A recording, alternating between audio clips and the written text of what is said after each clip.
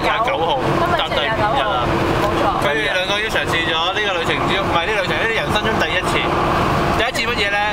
好食。好肚餓。咁係乜嘢咧？答我揭曉啦！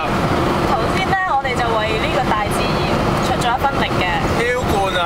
令佢更加肥沃。係啊。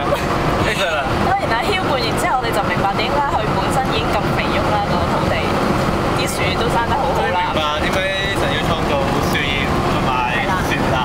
同埋點解可以有灌木咧？灌木嘅用途係乜嘢咧？除咗俾夏娃遮醜之外，就係俾你遮醜。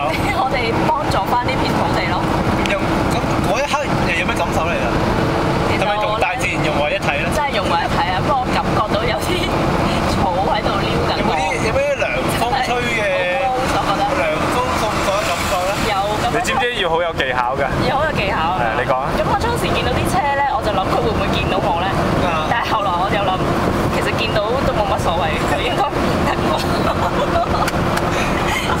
所以我望翻佢。但係最重要咧，並唔係唔係最重要係地點啦，其次係風向喎，你知唔知啊？